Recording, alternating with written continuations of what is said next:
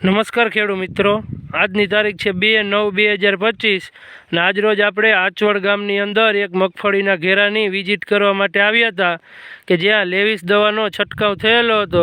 તો આપણા પ્રગતિશીલ ખેડૂત ભૂપેન્દ્રસિંહ ચૌહાણને મુખ્યથી જ સાંભળીએ કે તમને લેવિસનું રિઝલ્ટ કેવું લાગ્યું. બોલો જી ભૂપેન્દ્રસિંહ, કેવું લાગ્યું તમને? લેવિસનું રિઝલ્ટ સારું લાગ્યું. હા, 2 રાઉન્ડ મારેલા છે. આ જુઓ તમે લેવિસ મારેલી મગફળી છે ખેડૂત મિત્રો. આમાં તમે ગ્રીનરી જુઓ, મૂળનો વિકાસ ને તમે પોપટાની સંખ્યા જોવો અને ભરાવદાર અને હાથેથી દબાવી તો આમ તમે દબાવો તો ફૂટતા નથી એમ મોઢેથી ફોલવા પડે. હારા બે પોપટા હારો થાય, ભરાવદાર થાય. વજનમાં તમને કેટલો 25 થી 30% વધારો લાગે આમાં મારી તો એટલો વધારો લાગે.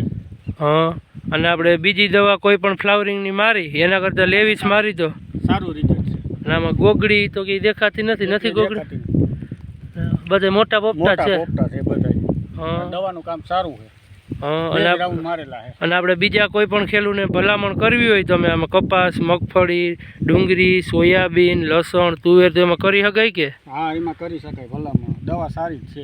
આ તમે જોઈ શકો છો ભૂપેન્દ્રસિંહની મગફળી ખેડૂત મિત્રો. ગ્રીનરીને તમે જોઈ શકો છો. તો આપણે બીજી કોઈ પણ દવા મારીએ, આપણે પેક્ટ્રો બુટાજોલ 40% ઝેર આવે એના કરતાં લેવિસ મારીએ તો ફાયદો કે? ફાયદો એના કરતાં. હા, આ મગફળી તમે જોઈ લો ખેડૂત મિત્રો. પોપટા બધા ભરાવદાર છે. વજનવાળી થાય માંડવી દવા માર્યા પછી. હા, 2 જ રાઉન્ડ મારેલા. હા. તો તમારું નામ બોલી દો. ભૂપેન્દ્રસિંહ ચૌહાણ, આચવડ ગામ. ધન્યવાદ ભૂપેન્દ્રસિંહ.